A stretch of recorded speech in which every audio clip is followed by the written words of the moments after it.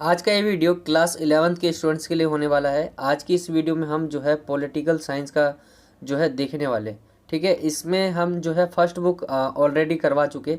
आज की इस वीडियो जो है हम सेकंड बुक के जो है 50 प्लस जो है करीब एमसीक्यू क्वेश्चन जो है देने का प्रयास करेंगे। इसके अंदर हम डिस्कस करेंगे, बहुत ही इंपॉर्टेंट एमसीक्यू क्वेश्चन होंगे वो आपके लिए, तो ज़रूर वीडियो को पूरा देखें। और फर्स्ट बुक जो है उसके जो भी आपके चैप्टर थे, उन 3 चैप्टर में जो निकलते थे मैंने आपको पिछली जो वीडियोस थी उसमें बता दिया, ठीक है। आज की इस वीडियो में हम चैप्टर 3 जो है सेकंड बुक में आपके आने हैं, जैसे चैप्टर नंबर 1, चैप्टर नंबर 5 और चैप्टर नंबर 10, ठीक है। पहला राजनीतिक सिद्धांत वाला, 5वां जो है आपका अधिकार वाला है और 10वां आपका विकास वाला है, ठीक है। तो इन तीनों चैप्टर से हमने जो है 50 प्लस जो है नियर 50 जो क्वेश्चन है वो लिए हैं। सो आज की इस वीडियो में हम ये डिस्कस करने वाले हैं। चलिए स्टार्ट करते हैं। सबसे पहला जो क्वेश्चन लिया है वो लिया है कि राजनीतिक सिद्धांत है, इसमें हम क्या नहीं पढ़ते। आपके सामने ऑप्शंस है, इनमें से हम क्या जो है नहीं पढ़ते राजनीतिक सिद्धांत में। आपके सामने ऑप्शन है, पहला धर्मनिरपेक्ष, दूसरा है न्याय, तीसरा है अधिकार और चौथा है संसाधन। तो हम इनमें से क्या नहीं पढ़ते, तो आप देख रहे होंगे हम धर्मनिरपेक्ष भी पढ़ते, जो राजनीतिक सिद्धांत है उसमें न्याय भी पढ़ते, हम उसमें अधिकार भी पढ़ते, लेकिन संसाधन जो ये टॉपिक है ये ज्योग्राफी का टॉपिक है, ठीक है। तो इसमें हम ये नहीं पढ़ते। अगला क्वेश्चन देखते हैं। नेक्स्ट है आपका क्वेश्चन कि राजनीतिक सिद्धांत का जो है मुख्य विषय है क्या। राजनीतिक सिद्धांत जो आप पढ़ते हो उसका मुख्य विषय क्या है। आपके सामने ऑप्शंस है। पहला ऑप्शन है आपका ए, ठीक है। ए में कह रहा है कि संविधान, बी में कह रहा है राज्य व सरकार, तीसरा है लोकतंत्र, या चौथा इनमें से कोई नहीं। तो देखिए राजनीतिक सिद्धांत का जो मुख्य विषय है वो राज्य व सरकार है, ठीक है। तो आंसर आपका क्या हो जाएगा, बी। बी इसका राइट आंसर हो जाएगा। चलिए अगला क्वेश्चन देखते हैं। राजनीतिक सिद्धांत का अर्थ है, आपके सामने ऑप्शंस है। राजनीतिक सिद्धांत का इनमें से क्या अर्थ है आपको ये बताना है।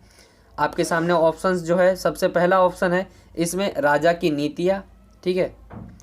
एक मिनट, हाँ। तो ये क्वेश्चन है राजनीतिक सिद्धांत का जो है आपसे अर्थ पूछा गया है। इसमें आपको जो है अर्थ बताना है एक शब्द। वैसे तो राजनीतिक सिद्धांत का आप अर्थ जो है कई व्यक्तियों ने दिया है, अलग अलग जो है हमारे जो भी रहे व्यक्ति उन्होंने दिया है, बड़े बड़े वैचारिक जो थे उन्होंने, विचारक जिन्हें कहते हैं हम, बहुत गहन अध्ययन करते हैं वो, फिर किसी का अर्थ जो है बताते हैं, ठीक है। तो आपके सामने ऑप्शन है, राजनीतिक सिद्धांत का अर्थ क्या है, राजा की नीतियाँ है, जनता की नीतियाँ है, सत्ता प्राप्ति के लिए संघर्ष या सभी है। तो ये आपके सामने ऑप्शन है। तो इसका जो राइट आंसर हो जाएगा वो हो जाएगा सत्ता प्राप्ति के लिए जो संघर्ष है वो राजनीतिक सिद्धांत का अर्थ है, ठीक है। सत्ता प्राप्ति के सभी करना चाहते हैं, वही है राजनीतिक सिद्धांत का अर्थ। अगला जो क्वेश्चन है आपका वो है कि सरकार की नीतियों से असहमत होने पर जो हमें क्या करना चाहिए, ठीक है। ये क्वेश्चन पूछा गया है कि अगर हम सरकार की जो नीतियाँ लाता है, कोई भी सरकार जो है अपनी नीति लेके आते रहते हैं, ठीक है, उसमें हमें जो है, जैसे आपने देखा होगा कृषि कानून, ऐसी सारी चीज़ें, बहुत सारी जो है नीतियाँ आती रहती है, ठीक है। अगर हम उससे असहमत है तो हमें क्या करना चाहिए। आपके सामने ऑप्शन है, सरकार से सौदेबाजी कर लेनी चाहिए, या बी है सरकार को जो है हम सत्ता से ही हटा दे, तीसरा है हमें देश छोड़ कर चले जानी चाहिए यानी देश छोड़ देना चाहिए, चौथा है जो सरकार की जो नीति है उसको बदलने के लिए हमें क्या है, अपनी सरकार को जो है राजी करने हेतु शांतिपूर्ण विरोध में प्रदर्शन करना चाहिए। तो आपका जो राइट आंसर हो जाएगा वो हो जाएगा डी। हमें क्या है, सरकार की अगर हमें नीतियाँ अच्छी नहीं लगती तो हम क्या करेंगे, प्रदर्शन करेंगे, विरोध करेंगे इसका, ठीक है। तो लेकिन कैसे, शांतिपूर्ण तरीके से, इससे जो है कोई दिक्कत ना हो। जैसे कि आपके समय में क्या है कि आप देखते होंगे सड़कें जो है जाम कर दी जाती है, ठीक है, सड़कें को बंद कर दिया जाता है, ऐसी सारी चीज़ें नहीं, जिसमें हम शांतिपूर्ण तरीके से जो है सरकार से जो है वो नीति को हटाने के लिए आग्रह कर सकते हैं। तो ये आपका डी हो जाएगा। अगला क्वेश्चन देखते हैं, निम्न में से किस राजनेता को शक्ति का विज्ञान कहा है। मतलब शक्ति का जो विज्ञान है इनमें से कौन सी नेता है जिनको कहा गया है। आपके सामने ऑप्शन है मिल, बी है रॉबसन, सी है आपका लॉक और डी है आपका कैटलिन। तो इसका जो राइट आंसर हो जाएगा वो हो जाएगा कैटलिन, डी। इनको जो है राजनेता, ये एक राजनेता है जिनको जो है शक्ति का विज्ञान कहा जाता है। अगला क्वेश्चन देखते हैं, राजनीतिक विज्ञान के अध्ययन क्षेत्र में व्यवहारवादी क्रांति जो है किस देश में हुई। यानी राजनीतिक जो विज्ञान है आप पढ़ते हो, ठीक है, पॉलिटिकल साइंस, इसके लिए जो एक व्यवहारवादी क्रांति जो है वो किस देश में हुई थी। ब्रिटेन में, फ्रांस में, संयुक्त राज्य अमेरिका में या जर्मनी में। तो इसका जो राइट आंसर है वो है संयुक्त राज्य अमेरिका, सी है इसका जो राइट आंसर है। अगला क्वेश्चन देखते हैं। प्रजातंत्र में सर्वोच्च सत्ता किसे माना जाता है? प्रजातंत्र में जो है सर्वोच्च जो है मतलब सबसे ऊपर जो है किसे रखा जाता है एक तरह से, ठीक है। आपके सामने ऑप्शन है केंद्र सरकार को, प्रधानमंत्री को, जनता को या राष्ट्रपति को। तो देखिए इन सब का जो चुनाव होता है, जैसे केंद्र सरकार में जो है कौन मंत्री जाएगा, ठीक है, प्रधानमंत्री कौन बनेगा, राष्ट्रपति कौन बनेगा, ये किसके ऊपर डिपेंड होता है? जनता के ऊपर होता है। तो जो प्रजातंत्र में सर्वोच्च सत्ता जो है वो जनता के पास होती है। अगर प्रधानमंत्री वैसा काम करता है जैसा जनता चाहती है तो ठीक है, नहीं करता है तो इसे हटा देंगे, ठीक है, यही होता है। अगला क्वेश्चन देखते, राजनीति का पिता जो है किसे कहा गया है? राजनीति का जो है पिता पूछा गया, वो किसे कहा जाता है? आपके सामने ऑप्शन है अरस्तु को, मेकियावली को, रूसो को या प्लेटो को। ये आपके सामने ऑप्शन है और इसका जो राइट आंसर हो जाएगा आपका वो हो जाएगा मेकियावली को, ठीक है, बी जो है इसका राइट आंसर हो जाएगा। इनको जो है राजनीति का पिता कहा जाता है। अगला क्वेश्चन देखते हैं। पॉलिटिक्स नामक जो पुस्तक है उसका लेखक का नाम पूछा गया है, कौन है? पॉलिटिक्स जो एक पुस्तक है उसका जो लेखक है वो बताना है आपको। आपके सामने ये ऑप्शंस है, ए कह रहा है रूसो, बी है प्लेटो, सी है अरस्तु या डी है लासवेल। तो इसका जो राइट आंसर हो जाएगा अरस्तु, ठीक है, ये आपका सी जो है राइट आंसर हो जाएगा। पॉलिटिक्स जो नामक पुस्तक है वो उनके लेखक जो है अरस्तु है। अगला क्वेश्चन देखते हैं। व्यवहारवादी जो क्रांति है उसका जन्म जो है कब हुआ? आपके सामने ऑप्शन है, क्वेश्चन दोबारा देख लेते हैं। जो व्यवहारवादी क्रांति है उसका जन्म पूछा गया है कब हुआ? 1919 ईस्वी, 1939 ईस्वी, 1945 या 1962। तो इसका जो राइट आंसर हो जाएगा वो हो जाएगा आपका 1945 है, उसमें जो है व्यवहारवादी जो क्रांति है उसका जन्म हुआ। चलिए आगे देखते हैं। 1945 जो है इसका राइट आंसर हो जाएगा। अगला क्वेश्चन है, हॉब्स को किस रूप में जाना जाता है? हॉब्स जो है किस रूप में जो है इनको जाना जाता है? आपके सामने ऑप्शन है राजनेता, संगीतज्ञ या खिलाड़ी या राजनीतिक दार्शनिक। आपके सामने ऑप्शन है, दोबारा पढ़ देता हूं मैं कि हॉब्स जो है उनको किस रूप में जाना जाता है, ठीक है। तो हॉब्स को जो है राजनेता के रूप में जाना जाता है, या संगीतज्ञ या खिलाड़ी है वो, या राजनीतिक दार्शनिक है। तो इसका राइट आंसर हो जाएगा आपका डी, राजनीतिक दार्शनिक है वो, ठीक है। अगला क्वेश्चन देखते हैं। हिंद स्वराज जो पुस्तक है उसके लेखक का नाम पूछा गया है। इसमें जो हिंद स्वराज नामक पुस्तक है आप सभी ने सुना ही होगा इसका नाम, कि इसके जो लेखक है वो कौन है? ए है महात्मा गांधी, बी है जवाहरलाल नेहरू, सी है आपका डॉक्टर अंबेडकर और डी है जयप्रकाश नारायण। तो इसका जो राइट आंसर हो जाएगा वो हो जाएगा महात्मा गांधी। महात्मा गांधी जी ने जो है हिंद स्वराज नामक जो है पुस्तक जो है लिखी थी। अगला क्वेश्चन है, निम्न में से कौन राजनेता नहीं है? आपके सामने ऑप्शन है, राजनेता पूछा गया जो नहीं है, ठीक है। आपके सामने ऑप्शन है जे Rousseau, Karl Marx, Mahatma Gandhi या इनमें से नहीं, मतलब इनमें से सभी, ठीक है। तो आपके सामने ऑप्शन है और इसका जो राइट आंसर हो जाएगा आपका वो हो जाएगा इनमें से सभी जो है राजनेता नहीं है। ये तीनों के तीनों राजनेता नहीं है। अगला क्वेश्चन देखते हैं। राजनेताओं के लिए राजनीति क्या है? जो भी राजनेता है उनके लिए राजनीति क्या है ये पूछा गया है, ठीक है। पहला ऑप्शन है इसमें दांव व पेच है, बी है धोखा व स्वार्थ सिद्धि का उपाय, तीसरा जो है सी जनसेवा, चौथा जो है शांति प्रदर्शन। तो इसका जो राइट आंसर हो जाएगा आपका वो हो जाएगा जनसेवा। राजनेताओं के लिए राजनीति जो है जनसेवा है, यानी जनता की सेवा करना। अगला क्वेश्चन देखते हैं। आधुनिक राजनीतिक वैज्ञानिक कौन है? अभी के समय पे यानी आधुनिक जो राजनीतिक वैज्ञानिक है वो कौन है, आपसे पूछा जा सकता है। बहुत इंपॉर्टेंट क्वेश्चन है ये। आपके सामने ऑप्शन है प्लेटो, डेविड ईस्टन, कौटिल्य या अरस्तु। तो इसका जो राइट आंसर हो जाएगा आपका वो हो जाएगा डेविड ईस्टन को जो है अभी के समय का यानी आधुनिक समय का जो है राजनीतिक वैज्ञानिक माना जाता है, ठीक है। अगला क्वेश्चन देखते हैं। सर्वप्रथम किस देश में संघात्मक शासन की जो है स्थापना हुई थी? मतलब संघात्मक शासन की स्थापना पूछा गया है, सबसे पहले किस देश में हुई थी? आपके सामने ऑप्शन है भारत, बी है संयुक्त राज्य अमेरिका, सी है कनाडा या डी सोवियत संघ। तो इसका जो राइट आंसर हो जाएगा आपका वो हो जाएगा कनाडा। कनाडा में जो है सबसे पहले जो है संघात्मक जो शासन है उसकी स्थापना हुई थी। अगला क्वेश्चन देखते हैं। अगला क्वेश्चन है आपका कि ये किसने कहा है कि राजनीतिक विज्ञान का अध्ययन राज्य से आरंभ होकर जो है राज्य पर समाप्त हो जाता है। क्वेश्चन जो है पूछा गया है कि किसने कहा है ये कि राजनीति विज्ञान का अध्ययन जो है राज्य से शुरू होता है यानी आरंभ होता है और राज्य पर ही समाप्त हो जाता है। आपके सामने ये ऑप्शंस है। सबसे पहला ऑप्शन है आपका गार्नर, ठीक है, ए गार्नर, बी डेविड ईस्टन, सी है आपका जे.एस. मिल या डी है लास्की। तो इसका जो राइट आंसर हो जाएगा आपका वो हो जाएगा ए। गार्नर ने कहा था कि जो राजनीति विज्ञान है उसका अध्ययन है राज्य से आरंभ होकर राज्य पर ही समाप्त हो जाता है। अगला क्वेश्चन जो है अरस्तु ने मनुष्य को जो मनुष्यों का जो स्वभाव है उन्हें देखकर जो है कैसा प्राणी बतलाया, यानी जैसे इन्होंने जो है मनुष्य को देखा और उनकी जो भी जिज्ञासाएं देखी, ठीक है, वो कैसे, तो उनके अनुसार जो है अरस्तु के अनुसार जो है मनुष्य का स्वभाव जो है कैसा है, ठीक है, कैसा प्रणाली बतलाया है मनुष्य को स्वभाव से। आपके सामने ऑप्शन है सामाजिक, धार्मिक, नश्वर या राजनीतिक। तो इसका जो राइट आंसर हो जाएगा आपका वो हो जाएगा राजनीतिक, डी जो है ये हो जाएगा। ठीक है, क्वेश्चन जो है घुमा के भी आ सकता है, जैसे किस वैज्ञानिक ने जो है मनुष्य को जो है स्वभाव में राजनीतिक प्राणी बतलाया, तो किस आपके ऑप्शन में दे देगा अरस्तु, ठीक है, कौटिल्य, प्लेटो, ठीक है, ये नाम दे देंगे, तो आपको ये भी देख लेना है।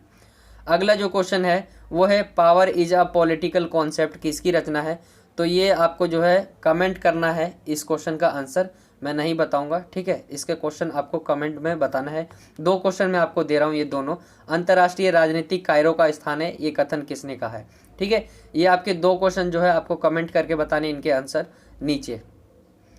चलिए अगला क्वेश्चन देखते हैं। अगला जो है विश्व मानव अधिकार जो है कब मनाया जाता है। विश्व मानव अधिकार दिवस जो है आपसे पूछा गया है कब मनाया जाता है, ठीक है, और ये पहले क्वेश्चन पे देख के आप इग्नोर करिए इसे, ठीक है, क्वेश्चन नंबर ऐसे ही लिख गया था ये गलती से। तो आपसे जो क्वेश्चन पूछा गया है कि विश्व जो मानव अधिकार है वो दिवस कब मनाया जाता है, 1 नवंबर को, 2 अक्टूबर को, 10 दिसंबर को या 25 दिसंबर को। तो इसका जो राइट आंसर हो जाएगा आपका वो हो जाएगा 10 दिसंबर को जो है मानव अधिकार दिवस मनाया जाता है। तो सी जो है इसका राइट आंसर हो जाएगा।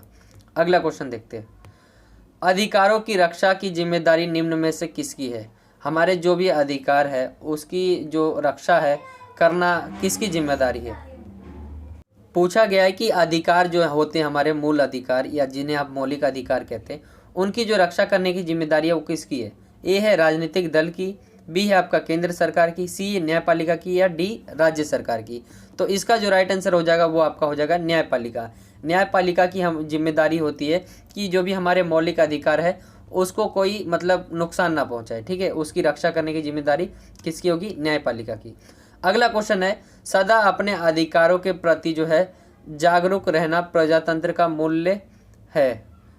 दोबारा पढ़ लेते क्वेश्चन को। सदा अपने अधिकारों के प्रति जो है जागरूक रहना प्रजातंत्र का मूल्य है, यह कथन किसने कहा है। आपके सामने ऑप्शन है लास्की ने, हीगल ने, रूसो ने या जॉन स्टुअर्ट मिल ने, ठीक है, ये आपके सामने ऑप्शन है। तो इसका जो राइट आंसर हो जाएगा वो हो जाएगा जो सदा अपने अधिकारों के प्रति जो जागरूक रहना, ये इन्होंने कहा है लास्की ने।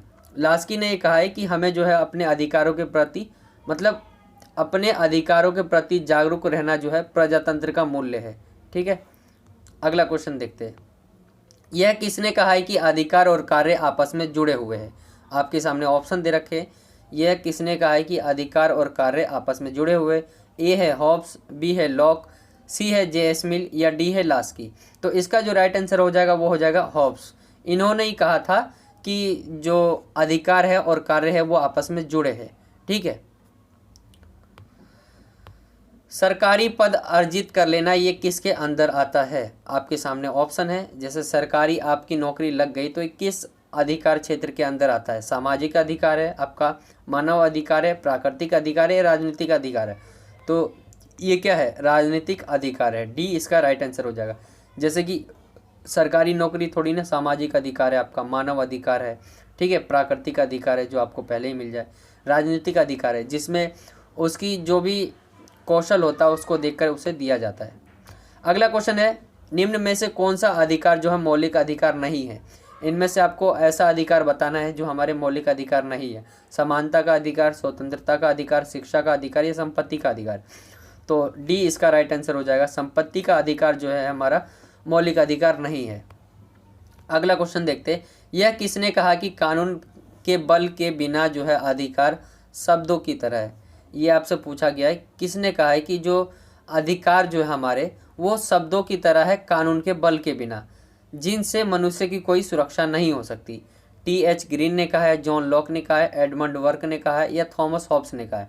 ठीक है, तो इसका जो राइट आंसर हो जाएगा वो हो जाएगा थॉमस हॉब्स। इन्होंने कहा था कि जो मानव के पास जो भी अधिकार है, अगर कानून का बल नहीं होगा तो ये क्या है, इसका कोई फ़ायदा नहीं है, मनुष्य की इससे सुरक्षा नहीं हो सकती, मतलब सुरक्षित नहीं है मनुष्य जब तक कानून का बल नहीं है। अगला क्वेश्चन देखते हैं 8वां। निम्न में से कौन सा प्राकृतिक अधिकार है? आपके सामने ऑप्शन है। मत देने का अधिकार, तो ये 18 साल की उम्र के बाद होता है। जीवन जीने का अधिकार, काम करने का अधिकार या सरकारी पद प्राप्त करने का अधिकार। तो प्राकृतिक अधिकार जो हमें जब हमारा जन्म होता है तभी से मिल जाते हैं। ठीक है, तो ये होता है हमारे जीवन जीने का अधिकार जो है हमें प्राकृतिक अधिकार में रखा जाता है उसे। अगला क्वेश्चन देखते हैं। अगला क्वेश्चन है आपका, संविधान के किस अनुच्छेद में मौलिक कर्तव्यों का वर्णन किया गया है? मौलिक कर्तव्यों का वर्णन जो है संविधान के किस अनुच्छेद में करा गया है? तो ऑप्शन ए है अनुच्छेद 15, ऑप्शन बी अनुच्छेद 19 का भाग मतलब 19 का 2, सी है आपका अनुच्छेद 18 और डी कहता है अनुच्छेद 14। तो इसका जो राइट आंसर हो जाएगा वो हो जाएगा आपका अनुच्छेद 19 का 2। ठीक है, ये 2 आपके ख भी लिख सकते हैं। ठीक है, ऐसे भी 2 करके लिख सकता है आपका। ठीक है, तो आपको ये देख लेना है। अगला क्वेश्चन देखते हैं। धूम्रपान जो करना है, नशा करना एक तरह से आप कह सकते हो, कि कौन सा अधिकार के अंदर आता है, आपको ये बताना है। ठीक है, आपके सामने ऑप्शन दे रखे हैं, राजनीतिक अधिकार, नागरिक अधिकार, आर्थिक अधिकार या इनमें से कोई नहीं। तो देखिए, जो धूम्रपान है या आप नशा करना जो है कोई अधिकार नहीं है। ठीक है, इनमें से कोई नहीं। अगला क्वेश्चन देखते हैं। सामाजिक जीवन की जो मूलभूत आवश्यकता है वो क्या है? हमारे जीवन की जो बहुत इम्पोर्टेंट और बहुत ज़रूरी जो है क्या हमारे लिए? आपके सामने ऑप्शन है, अधिकार, चिकित्सा, शोषण, संपत्ति। ठीक है, तो इसमें जो राइट आंसर हो जाएगा आपके अधिकार। अधिकार आपके लिए बहुत इम्पोर्टेंट है। ठीक है, क्यों? क्योंकि अधिकार ही नहीं होंगे, आप समझ लीजिए आप बीमार है तो बीमार करने के आपका अधिकार ही नहीं होगा तो बीमार कराने जाएंगे कहाँ? तो सबसे पहले क्या, अधिकार होना चाहिए। अगला क्वेश्चन देखते हैं। 12वां क्वेश्चन है, प्राकृतिक अधिकार की जो सुरक्षा करना जो है किसका दायित्व है?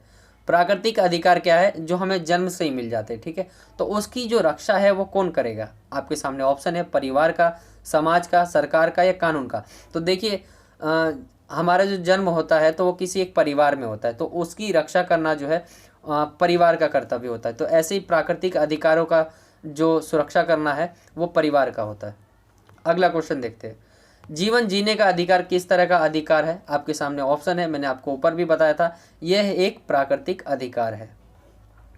अगला क्वेश्चन देखते हैं। यह किसका कथन है कि संपत्ति का अधिकार क्या है? प्राकृतिक अधिकार है। मतलब एक व्यक्ति है, उनका नाम बताना है आपको। उन्होंने कहा है कि ये जो संपत्ति का अधिकार है मानव का क्या है, प्राकृतिक अधिकार है। वो किसने कहा है? आपके सामने ऑप्शन है, थॉमस हॉब्स ने, कार्ल मार्क्स ने, ई वार्कर ने या जॉन ऑस्टिन ने। ठीक है, आपके सामने ऑप्शन है, तो इसका जो राइट आंसर हो जाएगा वो हो जाएगा थॉमस हॉब्स ने। इन्होंने कहा कि जो संपत्ति का अधिकार है मानव का क्या है, प्राकृतिक अधिकार है। अगला क्वेश्चन देखते हैं। जिस व्यक्ति के पास अधिकार नहीं होता उसकी स्थिति कैसी होती है? आपके सामने ऑप्शन है, मालिक होता है, वो गुलाम होता है, मनचला होता है या पागल होता है। जिस व्यक्ति के पास कोई अधिकार नहीं होता उसकी स्थिति पूछी गई है, वो कैसा होता है? तो मालिक होता है, गुलाम होता है, मनचला होता है या पागल होता है। तो देखिए, वो जो होता है वो पागल होता है। पागलों के पास कोई अधिकार नहीं दिया जाता। ठीक है, ये आपको याद रखना है, क्योंकि अगर आप मूवीज़ देखते होंगे तो क्या है कि अगर कोई जुर्म में फंस जाता तो नाटक करता पागल होने का, क्योंकि उसे पता है मैं अगर नाटक कर लिया पागल होने का मैं बच जाऊंगा। क्योंकि पागल होने के बाद जो उसके पास कोई अधिकार नहीं होता एक तो, और उसे जो है सज़ा भी नहीं दी जाती है। अगला क्वेश्चन है आपका 16वां कि अपने से बड़े लोगों का हम सम्मान करते हैं तो वो कौन सा अधिकार है? सामाजिक अधिकार है, कानूनी अधिकार है, नैतिक अधिकार है या राजनीतिक अधिकार है? देखिए, हमारे जो है कई प्रकार के अधिकार होते हैं, तो उसमें जो हमें अपने बड़ों का सम्मान करना, ये सब चीज़ें आती हैं, जिसमें ये जो अधिकार है नैतिक अधिकार कहलाते हैं। अगला क्वेश्चन है, इनमें से कौन जीवन, स्वतंत्रता तथा संपत्ति से संबंधित तीनों जो अधिकारों को प्राकृतिक अधिकारों के रूप में मानता है? आपको उस व्यक्ति का नाम बताना है कि एक तो आपका स्वतंत्रता हो गया, जीवन हो गया, स्वतंत्रता हो गया और संपत्ति हो गया। इनसे संबंधित तीनों अधिकारों को प्राकृतिक अधिकारों के रूप में मानते हैं। आपके सामने ऑप्शन है R.M. मैकाइवर, ठीक है, बी है जॉन लॉक, सी है थॉमस हॉब्स और डी है आपका T.H. ग्रीन। तो इसका जो राइट आंसर हो जाएगा वो हो जाएगा आपका बी, जॉन लॉक। ये मानते हैं कि जीवन, स्वतंत्रता, संपत्ति ये जो है मानव का क्या है, प्राकृतिक अधिकार है। अगला क्वेश्चन देखते, यह किसने कहा है कि जो राज्य है उसकी जो पहचान है वहाँ के अधिकारों की व्यवस्था से होती है? आपसे पूछा गया है कि यह किस व्यक्ति ने कहा है कि जो अधिकारों की जो पहचान है, मतलब किसी राज्य की जो पहचान है वो अधिकारों की व्यवस्था से होती है, ठीक है। ये किसने कहा है? आपके सामने ऑप्शन है रूसो ने, लॉस्की ने, जॉन लॉक ने या थॉमस हॉब्स ने। तो इसका जो राइट आंसर हो जाएगा वो हो जाएगा बी, लॉस्की ने ये कहा है। अगला क्वेश्चन देखते हैं, इनमें से कौन सा अधिकार जो है आर्थिक अधिकार है? आर्थिक अधिकार, ये मैंने पहले भी क्वेश्चन दे रखे थे जिसमें मैंने बच्चों से पूछा था, ठीक है। काफ़ी बच्चों ने जो है गलत आंसर बताया, कुछ बच्चे थे जो सही आंसर बताए। बहुत इजी क्वेश्चन है कि इनमें से कौन सा अधिकार है जो आर्थिक अधिकार है? ए है आपका देश में कहीं भी आने जाने का अधिकार, ठीक है, बी है आपका सरकारी पद प्राप्त करने का अधिकार, सी है काम करने का अधिकार और डी है जीवन जीने का अधिकार। तो इसका जो राइट आंसर होगा वो होगा आपका सी, काम करने का अधिकारी तो आर्थिक अधिकार होता है, ठीक है। अगला क्वेश्चन देखते हैं, भारत के संविधान में वर्णित जो अधिकार है उसको क्या कहा जाता है? ये भी मैंने आपसे पूछा था, तो इसका आंसर जो है काफ़ी बच्चों ने सही बताया। इसको जो हम जो भी हमारे संविधान में जो भी अधिकार है उसको हम क्या है, एक तो मूल अधिकार या मौलिक अधिकार इस नाम से जानते हैं, ठीक है। तो बी इसका राइट आंसर है, मौलिक अधिकार। अगला क्वेश्चन देखते हैं, भारत को किस श्रेणी में रखा जाता है? ठीक है, तो एक बार ऑप्शन पढ़ने के बाद ही आपको पता चलेगा क्या बात हो रही है। तो एक बार ऑप्शन देख लेते हैं। भारत को जो पूछा गया है किस श्रेणी में रखा जाता है, आपके सामने ऑप्शन है विकसित, विकासशील, अल्प विकसित या इनमें से कोई नहीं। तो देखिए, विकसित होता है जो डेवलप हो चुके हैं, ठीक है, जिन्होंने विकास कर लिया है। विकासशील जो विकास कर रहे हो। अल्प विकसित जिन्होंने विकास भी नहीं किया, मतलब विकास भी नहीं कर रहे हो, बहुत नीचे है। तो आपके सामने ऑप्शन है और भारत को जो है इन तीन श्रेणियों में से इनमें से जो है बीच वाले में रखा गया जो अभी विकासशील है। अगला क्वेश्चन देखते हैं, विकास की दृष्टि से जो है विश्व को कितने श्रेणियों में बांटा गया है? तो मैंने आपको ऊपर 3 श्रेणियां बताई, तो उन 3 जो विश्व को जो है 3 श्रेणियों में बांटा गया है, 3 भागों में बांटा गया है, विकसित, विकासशील और अल्प विकसित, ठीक है। तो ए इसका राइट आंसर हो जाएगा। अगला क्वेश्चन देखते हैं, संयुक्त राष्ट्र विकास कार्यक्रम की स्थापना कब हुई? संयुक्त राष्ट्र जो है ये देखता है, मतलब गरीब देशों के लिए एक तरह से काम करता है, ठीक है, या जो भी विकास के लिए देखता है, पूरे विश्व में जो है विकास हो रहा है कि नहीं हो रहा, ठीक है, विकास करने का इसका मतलब बनाया गया इसको विकास करने के लिए।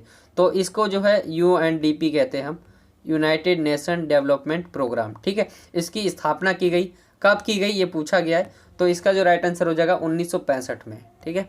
अगला क्वेश्चन देखते हैं, UNDP यानी यूनाइटेड नेशन डेवलपमेंट प्रोग्राम, ठीक है, इसका जो मुख्यालय है वो है कहाँ पर? आपके सामने ऑप्शन है दिल्ली में, नेपाल में, काठमांडू में या न्यूयॉर्क में। तो इसका जो राइट आंसर हो जाएगा UNDP का जो मुख्यालय है वो है न्यूयॉर्क में। ये मैंने आपको पहले भी करा रखे एक क्वेश्चन। वर्तमान समय में UNDP के अध्यक्ष कौन है? आपसे UNDP के जो अध्यक्ष पूछा गया है वो कौन है अभी के समय पे? तो आपके सामने ऑप्शन है गौरव नाथ, अचिम स्टेनर, ठीक है, पृथ्वी चौहान या डॉक्टर NK। तो आपके सामने ऑप्शन है और इसका जो राइट आंसर हो जाएगा आपका वो हो जाएगा अचिम स्टेनर, जो है अभी के समय के जो है वर्तमान समय में UNDP के अध्यक्ष है। UNDP के जो सदस्य है वो संख्या कितनी है आपको ये बतानी है, मतलब यूनाइटेड नेशन डेवलपमेंट प्रोग्राम में जितने भी देश जुड़े हैं, कितने देश जुड़े हैं आपको लगभग बताना है। लगभग आपके सामने ऑप्शन है 80, लगभग 150, सॉरी 180, 150, 170 या 194, ठीक है। तो इसका जो राइट आंसर हो जाएगा आपका वो हो जाएगा सी, लगभग 170 देश जो है इसमें शामिल है। अगला क्वेश्चन देखते हैं, मानव विकास सूचकांक में भारत का स्थान बताइए। तो मानव विकास सूचकांक में भारत का स्थान पूछ रहा है, आपके सामने ये ऑप्शन है 132वां, 152वां, 129वां या 131वां, ठीक है, ये आपके सामने ऑप्शन है। तो इसका जो राइट आंसर हो जाएगा आपका वो हो जाएगा 131वां जो स्थान है वो भारत का है। अगला क्वेश्चन देखते हैं, भारत ने नेहरू के समय में विकास के कौन से मॉडल को अपनाया था? तो विकास के उस समय कई सारे मॉडल थे, ठीक है। तो जो नेहरू ने अपनाया था वो आपको बताना है। उस समय जब नेहरू जी थे, मतलब उस समय हमारा देश आज़ाद नहीं हुआ था, एक तरह से आप कह सकते हो, ठीक है। तो भारत ने नेहरू के समय में विकास के कौन से मॉडल को अपनाया था? आपके सामने ऑप्शन है। जब हमारा देश आज़ाद हो गया था उसके बाद की बात हो रही है, ठीक है। तो समाजवादी, लोकतांत्रिक समाजवादी, गांधीवादी या मार्क्सवादी? तो इसका जो राइट आंसर हो जाएगा बी, लोकतांत्रिक समाजवादी को अपनाया था, इस विकास के मॉडल को अपनाया था नेहरू ने, ठीक है। तो भारत ने अपनाया। अगला क्वेश्चन है, बाजार अर्थव्यवस्था किस पर आधारित होती है? यानी जो भी बाजार की जो अर्थव्यवस्था है वो किस पर आधारित होती है? आपके सामने ऑप्शन है, आयात निर्यात पर, उपभोक्ता की पसंद, मुक्त व्यापार या लगान? तो इसका राइट आंसर हो जाएगा मुक्त व्यापार, ठीक है। इसके ऊपर डिपेंड रहता है जो भी बाजार की अर्थव्यवस्था है।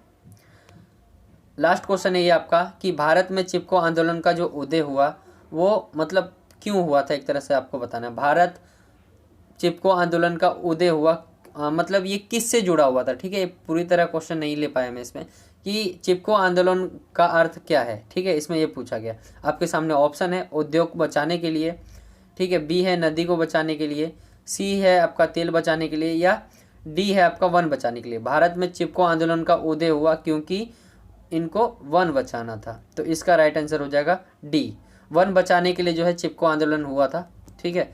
तो ये था आपके जो है सेकंड बुक के जो है मोस्ट इम्पोर्टेंट, करीब आपके मैंने करीब ले लिए होंगे 40+ जो है नियर आपके जो है 50 कह सकते हैं कि 50 जो है क्वेश्चन मैंने ले लिए होंगे एमसीक्यू के। और ये था आपका सेकंड बुक का most important MCQ question. I hope कि आपको समझ आ गया होगा। और फर्स्ट बुक का भी करवा दिया गया है, तो आपको उसको ज़रूर देखना है, इसको ज़रूर देखना है, ठीक है। टोटल आप देखोगे तो 100 क्वेश्चन हो जाते हैं, ठीक है। 100 में से आप अंदाज़ा लगा सकते हैं कि 40 या 45 तक मैं मानता हूँ कि ये सारे क्वेश्चन मैंने बहुत इंपॉर्टेंट लिए आ सकते हैं, ठीक है। तो यही था आज का वीडियो। आई होप कि आपको वीडियो अच्छा लगा होगा। वीडियो अच्छा लगा तो वीडियो को लाइक करें, ज़्यादा से ज़्यादा अपने दोस्तों में शेयर करें, और अगर आप हमारे चैनल पर नए हो तो चैनल को सब्सक्राइब कर सकते हैं।